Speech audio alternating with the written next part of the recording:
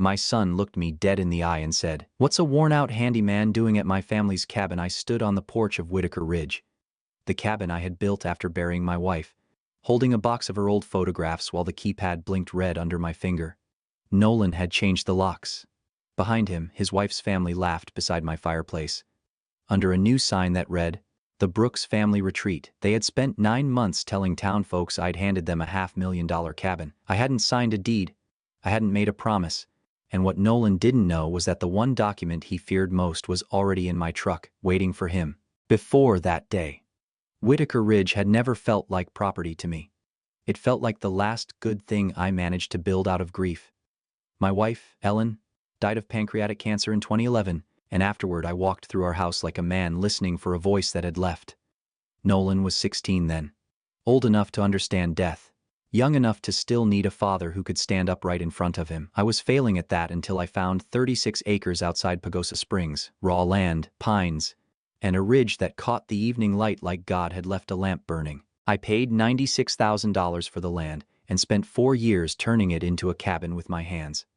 2,400 square feet, 3 bedrooms, 2 baths, a stone fireplace, a cedar kitchen, and a wide porch facing the San Juan Mountains.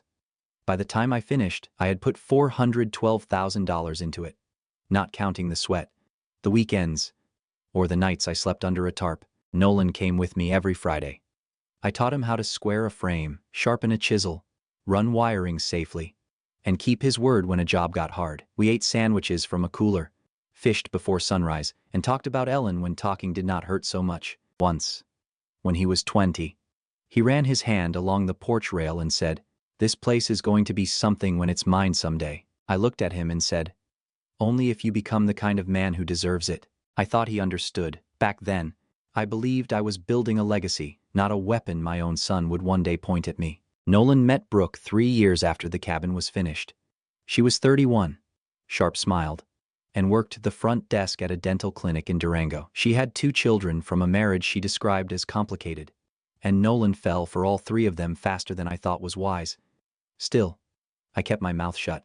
A man my age learns that warning a grown son usually sounds like criticism, and I wanted him happy more than I wanted to be right. When they got married, I helped pay for the reception, the photographer, and the Mountain View venue Brooke said she had dreamed about. $31,000 went out of my savings, and I told myself Ellen would have wanted me to be generous. But Brooke did not arrive alone.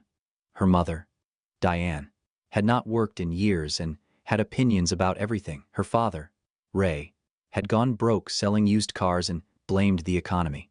Her brother, Travis, pulled cars for a towing company when he felt like showing up and lost weekends to sports bets. Her kids were not bad children, but they had been taught that asking loudly worked. 9 months before Nolan blocked my door, he called me.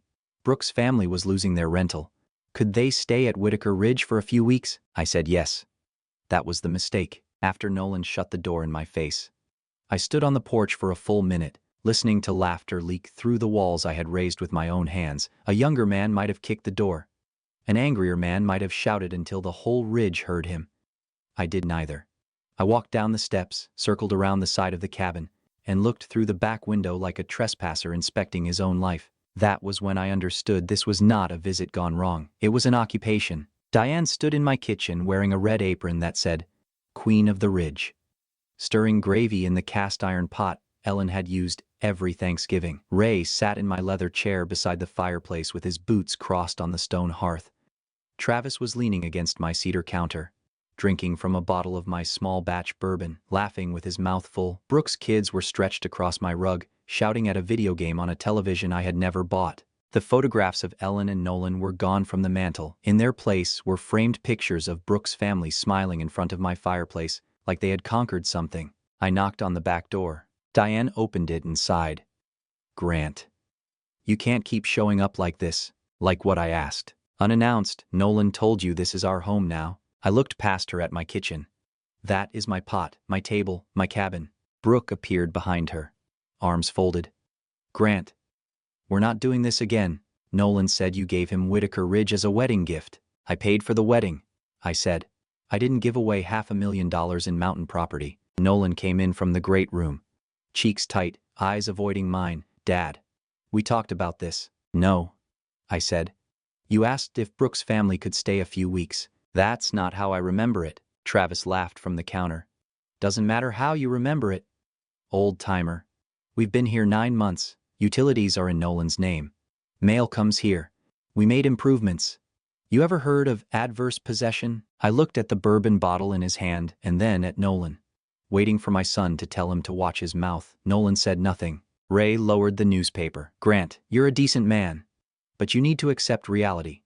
Nolan's been handling the bills, the maintenance, the taxes.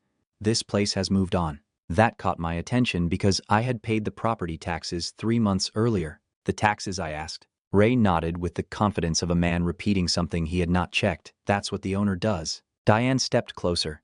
You're welcome to visit, but you need to call first. The kids need stability.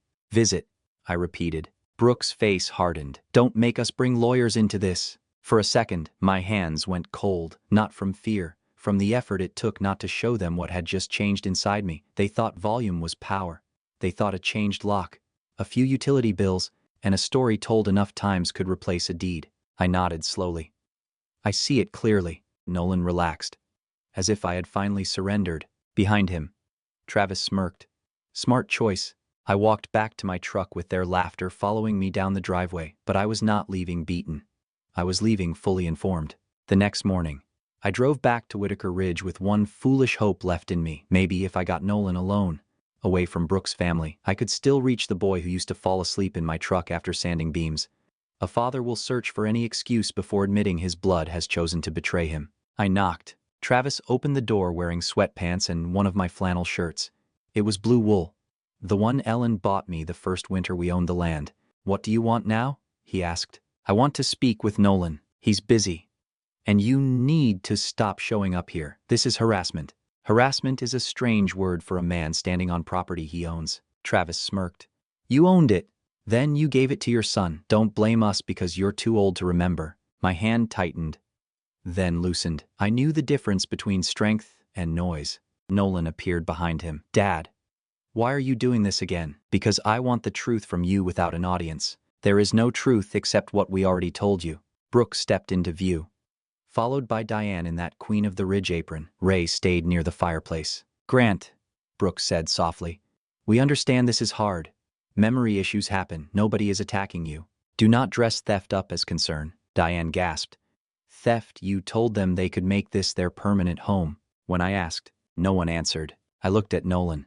Tell me the date. Tell me where we were standing when I gave you a $500,000 cabin. His jaw worked once. It was around the wedding. I gave you $31,000 toward the wedding.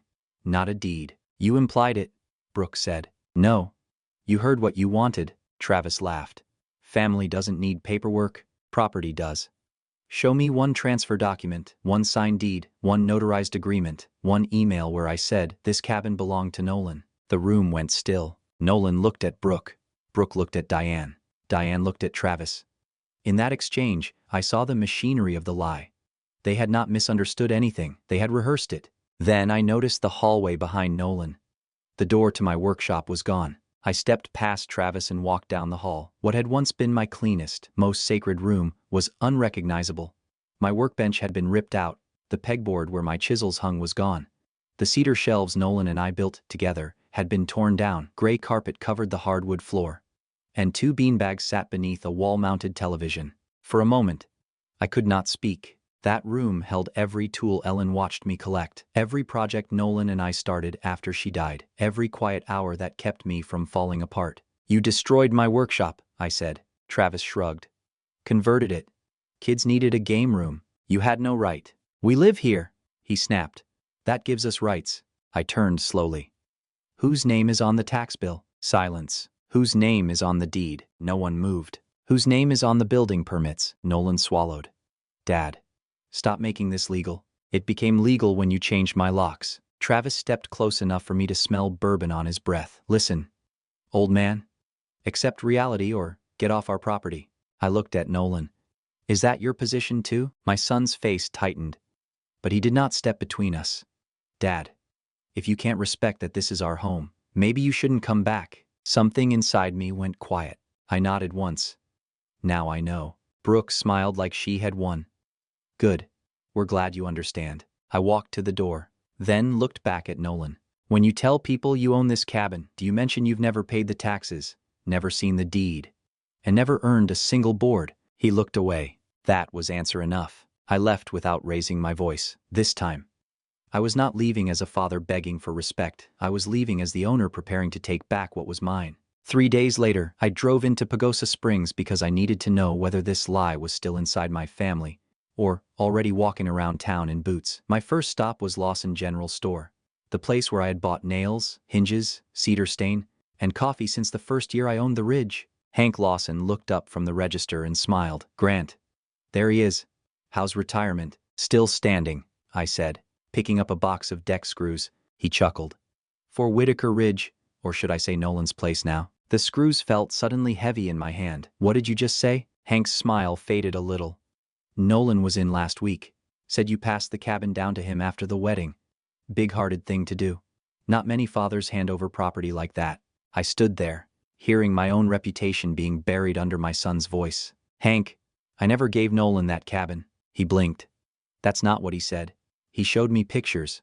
Brooks' folks around the fireplace, the kids on the porch, that new family sign out front. Said they were finally settled. Finally settled. In my house." "And you believed him?" Hank looked embarrassed. Then, careful, like he was speaking to a man who might forget where he parked.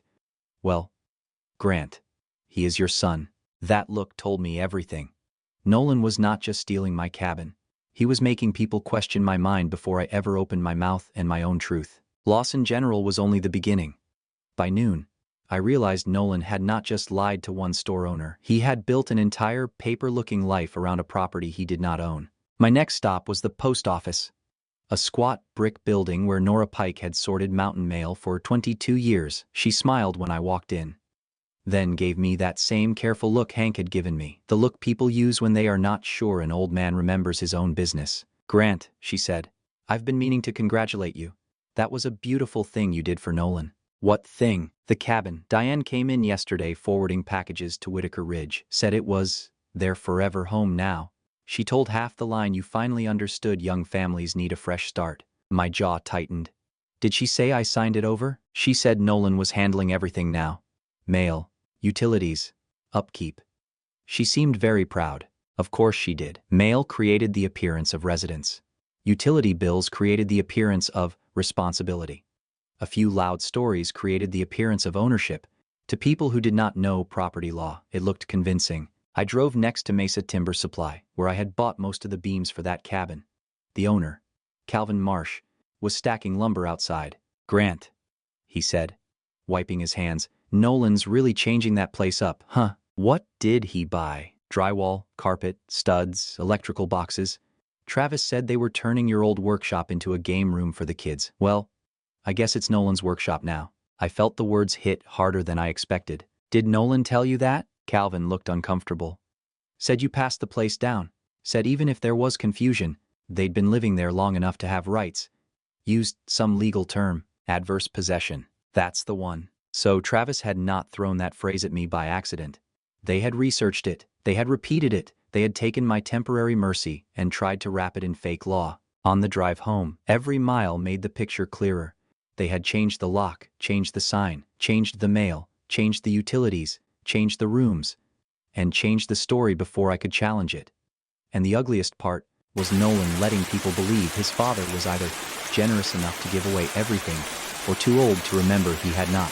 That evening, I opened my fireproof safe and pulled out the folder they should have feared from the start. That night, I laid every document across my kitchen table, like evidence in a trial I had not yet filed. First came the warranty deed from May 6, 2011, Grant Whitaker, sole purchaser. Then 15 years of property tax receipts. Everyone paid from my checking account. Building permits, electrical inspections, septic approval, insurance declarations, and the certificate of occupancy all carried the same name. Mine. I also printed the text Nolan had sent 9 months earlier. "Thanks for letting them stay a few weeks, Dad. We'll be out as soon as Brooks' folks land somewhere." That message mattered. It proved he knew exactly what I had given him temporary permission, not ownership. Then I researched Colorado law until midnight. Adverse possession required far more than 9 months and a confident brother-in-law. Paying utilities did not transfer title. Receiving mail did not create a deed. Renovating without permission only made the damage easier to prove. They were not owners. They were not tenants. Once I withdrew permission, they were unlawful occupants. For the first time since Nolan blocked my door, I slept without anger keeping me awake, not because it was over, but because the fight finally had shape. The next morning, I called Marianne Crowe, the attorney who had handled Ellen's estate and my will years earlier. Marianne was the kind of lawyer contractors trust. No theatrics, no soft voice, just clean questions and plain facts. I told her everything. The temporary stay, the changed lock, the sign, Nolan's story around town, Travis throwing around adverse possession like he had found a magic spell on the internet. When I finished, there was a long pause. "Grant," she said, "did you ever sign a deed transfer?" "No." "Any purchase agreement, gift affidavit, quitclaim deed, trust amendment, anything notarized?" "Nothing." "Then, they do not own your cabin." Hearing it from her changed my breathing. I had known the truth, but a man can still feel crazy when 6 people in half a town are acting like his memory is the problem. "They say utilities are in Nolan's name. Utilities prove he can call a power company. They do not prove ownership. They receive mail there. Mail proves residence, not title. They destroyed my workshop. That may establish unauthorized alterations, and the adverse possession." Marianne almost laughed, but stopped herself. 9 months is not adverse possession in Colorado. Not even close. And your text message from Nolan asking for a few weeks is useful. It shows permission was temporary from the start. So, what do? We send a formal 30-day notice to quit to every adult occupant. It states that they are unlawfully occupying your property and must vacate. If they refuse, we file an unlawful detainer action. With your documents, the court should have no trouble seeing who owns the property. Then she softened. "I have to ask. This is your son. Are you sure you do not want another conversation first?" I looked at the folder on my table, then at Ellen's photograph beside it. I already tried being his father. He let another man wear my shirt, drink my bourbon, destroy my workshop, and call me old man in my own house. Marianne said nothing. "They stopped treating me like family," I said. "So now I'm going to stop treating them like family and start treating them like trespassers." Monday morning, Marianne's office smelled like coffee and printer toner, which somehow made the whole thing feel colder. No shouting, no family history, no photographs of Ellen. Just documents stacked in a neat folder with my name at the top. 30-day notice to quit, Marianne said, sliding it across the desk. "Certified mail goes out today. Deputy Keller will serve a copy in person at 2 o'clock. The notice named every adult occupant: Nolan, Brooke, Diane, Ray, and Travis. Attached behind it were the deed, tax receipts, building permits, insurance records, and Nolan's own text asking for a few weeks. "They'll deny receiving it," I said. "Not after a sheriff's deputy hands it to them." I signed where she pointed. My hand did not shake. For 9 months, they had used noise, guilt, and lies. Now I was answering with paper, law, and a badge that they couldn't ignore. At 1:45 that afternoon, I parked at the lower turnout and waited for Deputy Keller. He arrived in a county SUV, stepped out with a folder under one arm, and shook my hand like this was routine. For him, maybe it was. For me, every step up that driveway felt like walking toward the funeral of whatever was left between my son and me. Nolan opened the door before Keller could knock twice. The moment he saw the badge, the color drained from his face. "Nolan Whitaker," Keller asked. "Yes, I'm Deputy Keller with the Archuleta County Sheriff's Office. I have a legal notice for you and all adult occupants of this property." Brooke came up behind him. Diane appeared from the kitchen. Ray stood by my fireplace, and Travis walked out with the same hard grin he had worn the day before. "What legal notice?" Nolan asked. "A 30-day notice to quit," Keller said. "You are being formally notified to vacate this property." Travis barked a laugh. "You can't vacate us from our own cabin." Keller looked at him. "Do you have documentation showing ownership? We've lived here 9 months. That was not my question." Brooke folded her arms. "Grant gave this cabin to Nolan." Keller turned to me. "Mr. Whitaker, did you transfer ownership of this property to your son?" "No, I did not." "Do you have proof of ownership?" I handed him the deed. He reviewed it, then held it where they could see the top page. "This deed lists Grant Whitaker as sole owner. I see no transfer, no quitclaim deed, no co-owner, and no recorded amendment." Travis stepped forward. "Adverse possession. Look it up." "I have," Keller said. In Colorado, adverse possession requires far more than 9 months of occupancy. It also does not begin as a shortcut for people who entered with the owner's permission. For the first time, Travis had no comeback. Diane's voice sharpened. But Nolan pays utilities. Utilities do not create title, Keller said. Renters pay utilities. Guests pay utilities. That does not make them owners. Ray muttered. We've improved the place. Unauthorized changes can become a damages issue, Keller replied. They do not give you ownership. Brooke pointed at me. He's confused. He told us this was permanent. I pulled one more paper from my folder and handed it to Keller. Nolan's text. Keller read it aloud. Calm and clear, thanks for letting them stay a few weeks. Dad. Nobody moved. That establishes temporary permission, Keller said. And Mr. Whitaker is now revoking that permission. I looked at Nolan.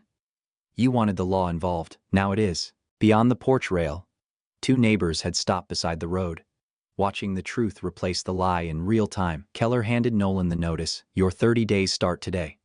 After that, the court handles it, not your story. Deputy Keller did not raise his voice.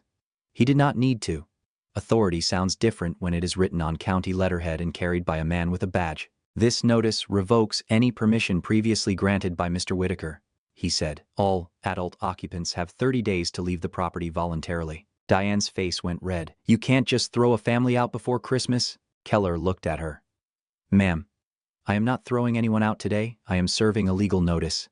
What happens next depends on whether you comply. Ray glanced past him toward the road, where the Hendersons had slowed their pickup. Across the lane, Calvin Marsh stood beside his mailbox with his arms folded. The same people who had heard Nolan's version were now watching a sheriff's deputy hand him proof that his version was false. Nolan noticed them too. His shoulders dropped. Dad, he said quietly. Can we talk inside? No, I said. You had 9 months inside my cabin.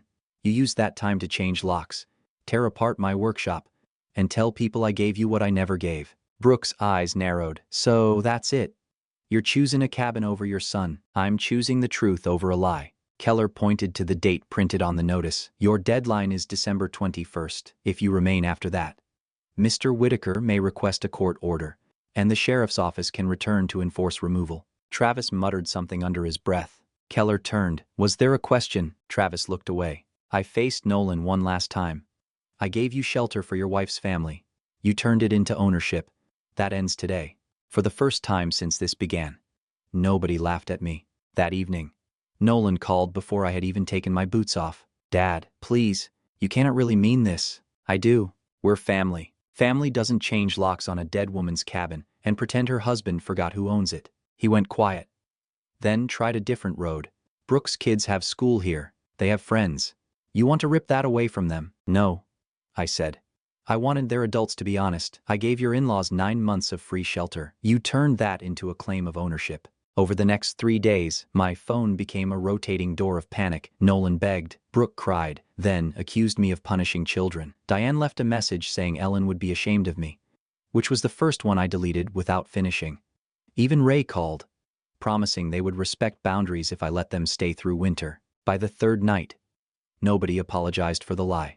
They only apologized because it had stopped working on me. When I refused, the softness disappeared. You're destroying your own son over a cabin, Brooke snapped. No, I said. You destroyed this family the moment you decided my kindness was something you could steal. On the 4th day, Nolan came to my apartment in Durango without calling first. I opened the door and almost did not recognize him. His beard was untrimmed, his eyes were red, and his jacket hung crooked on his shoulders like he had slept in it. Dad, he said, I need more time. I let him stand in the hallway for a moment before stepping aside. More time to do what? To find a place. First month. Last month. Deposit. Moving costs. Brooke's parents don't have anything. Travis spent what little he had. The kids are scared. You had 9 months of free housing to prepare for life, I said. He rubbed both hands over his face. We didn't think we'd have to leave. That is the problem. Nolan's voice cracked. Fine. Then I'll make them leave. Diane, Ray, Travis, all of them. I'll tell Brooke it's just us and the kids. Let us stay, Dad. I'll fix the workshop. I'll change the sign back. I'll pay utilities, whatever you want. I looked at my son and saw the shape of his offer clearly. He was not choosing me.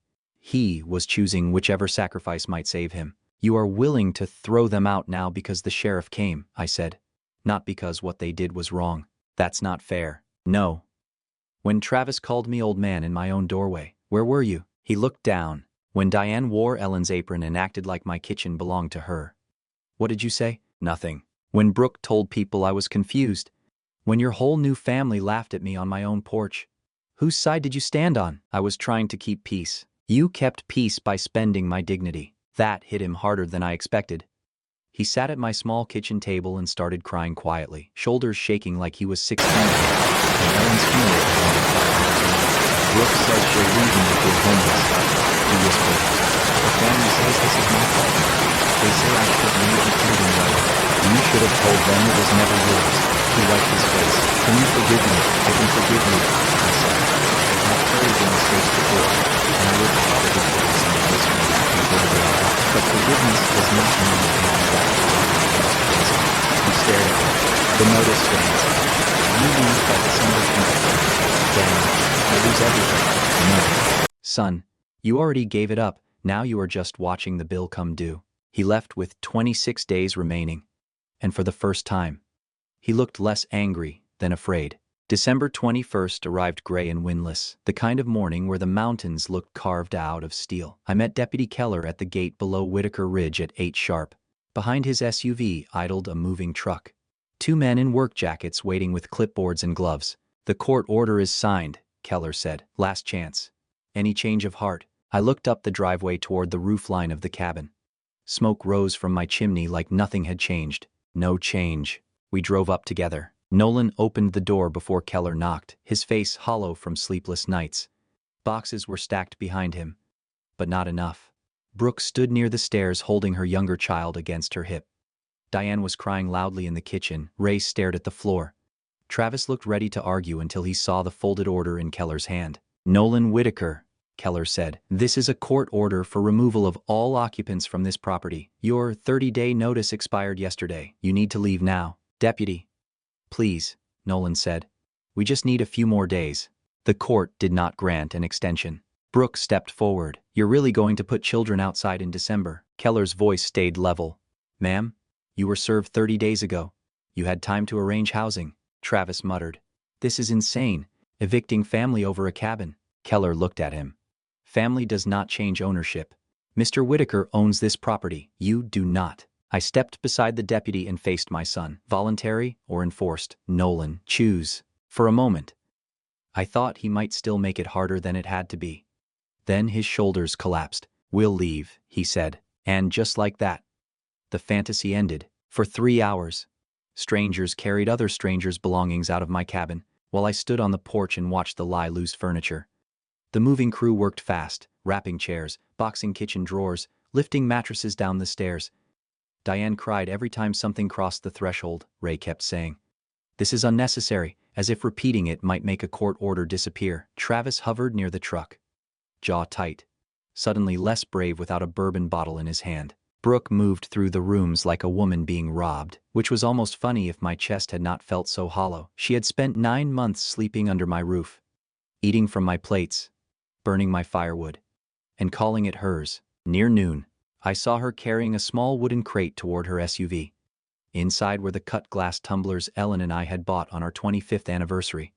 I stepped off the porch. Those stay. Brooke stopped. They're glasses. They are my glasses. You're taking dishes from children now. No, I said. I'm taking back what never belonged to you. Deputy Keller walked over. Ma'am, set the crate down. Her face twisted with hatred, but she dropped it hard enough that glass rang inside. Fine. Keep your precious memories. That was the thing she never understood. They were not decorations. They were pieces of a life I had earned. When the last sofa was loaded and the last box taped shut, Nolan came to me alone. His car was packed so full I could barely see through the rear window. Brooke says she may leave, he said. Her family blames me. They keep saying I should have found a way to keep the cabin. There was never a way to keep what was not yours. I know that now. Do you know it? Or do you only know you lost? He looked at the gravel. I softened my voice. But not my words. You had a father willing to help you. You had a place to live, rent-free. All I asked for was honesty and respect. You traded both for people who loved my property more than they respected you. Nolan wiped his eyes. Then got in his car. He was the last one down the driveway. When the dust settled, I walked inside, closed my own door, and stood in the silence. Whitaker Ridge was mine again. Completely. Legally. Unquestionably. And for the first time in 9 months, nobody inside it believed otherwise. Not even the son I raised alone. After they were gone, the real work began. I walked room to room with a notebook in my hand, listing everything their entitlement had touched. The workshop hurt the most. The bench Nolan and I had built together was gone. The old pegboard had been ripped out. Gray carpet covered the hardwood floor I had sanded on my knees after Ellen died. The walls were painted some flat, cheap blue that made the room feel like a stranger's basement. I hired a locksmith that same afternoon. New deadbolts, new keypad, new access codes, no copies for Nolan. Then I called Marianne. The property is secure, I told her. Now I want my will changed. There was a pause. You mean Nolan's inheritance? I mean the cabin specifically. He does not get it. Not now, not later. Are you considering selling? I looked out at the ridge, quiet under fresh snow. No. I want you to research veterans recovery organizations. Men and women who understand sacrifice should use this place. For once. The silence inside the cabin felt clean. 6 months later. Whitaker Ridge no longer belonged to me. The paperwork transferring it to the Rocky Mountain Veterans Recovery Project had been completed 3 weeks earlier. Marianne handled the filings, and the foundation's director, Luis Ortega, came up personally to walk the property with me. He was a Marine veteran with a quiet voice and a handshake that said more than most speeches. This place will become a retreat for men and women dealing with PTSD, combat injuries, and the kind of memories that don't leave just because the war is over. He told me. I looked toward the porch rail Nolan and I had once sanded together. Then, it is finally going to the right people. During the transition, I stayed 2 days to show the staff the water shutoff, breaker panel, septic system, and furnace quirks. On my last afternoon, a young veteran named Dana found me loading the final toolbox into my truck. Mr. Whitaker, she said, I slept here last night. Really slept. First time in almost 3 years. I had to look away for a moment. This cabin was built to help a family heal. I told her. I just misunderstood what family meant. When I drove down the ridge that evening, I did not feel empty. I felt lighter. Whitaker Ridge had stopped being a wound and become a shelter for people who understood the price of peace. Nolan called 2 weeks after the transfer became public. I was in my apartment, eating soup from a chipped bowl, when his name lit up my phone for a long moment. I watched it ring, then I answered. You donated it, he said. No hello, no how are you, just accusation. Yes, you gave our family cabin to strangers. I set my spoon down. It was never our family cabin in the way you mean. It was my property. Dad, come on. You built it for us. I built it because your mother died and I needed a place where you and I could breathe again. That was supposed to be my inheritance. Inheritance is not a reservation placed on another man's life. He exhaled hard. Brooke left. I closed my eyes. I had expected it, but hearing it still hurt. I'm sorry. She said I humiliated her family. Diane won't speak to me. Ray says I should have fought harder. Travis says I ruined the only good thing they had. You mean the free thing they thought they could keep? It wasn't stealing. Nolan snapped. Then his voice fell. I thought you'd give it to me eventually. That is where you lost yourself. You turned a hope into permission. Then permission into ownership. Then ownership into a lie. Silence stretched between us. All those years up there, he said. You taught me everything. How to cut cedar. How to frame a wall. How to fix a roof. I thought it meant the cabin would be mine. No. It meant I was trying to make you into a man who could build something of his own. His breathing changed. Can we start over? I looked at the photo of Ellen on my bookshelf. Her smile still had a way of asking me to be better without asking me to be foolish. We can try, I said. But there are conditions. Anything. You respect my boundaries. You stop acting like my property. Money, time, or forgiveness belongs to you, and you understand that trust will not come back because you cried on the phone. It comes back through years of behavior. I understand. I hope you do. Because I forgive you, Nolan. But I will never again let love make me available for disrespect. He whispered, I'm sorry. Dad. This time, I believed the pain in his voice. I just did not mistake pain for change. I still think about Whitaker Ridge when the mountains turn white. For 15 years, I believed I was building a place for family, and maybe I was. I had only mistaken blood for gratitude. Some people see generosity as weakness. They hear kindness, and translate it into permission. They receive a gift and begin calling it a debt you owe them forever. Nolan. Brooke. And her family did not buy that land. They did not frame the walls, pay the taxes, bury a wife, or spend lonely weekends turning grief into shelter. They simply moved in, changed the lock, changed the story, and expected me to accept it because love was supposed to make me harmless. But love without boundaries becomes a doorway for thieves. I took back my cabin through the law, not anger. Then I gave it to people who knew how to honor peace. Sometimes the kindest lesson is showing ungrateful people life without your generosity.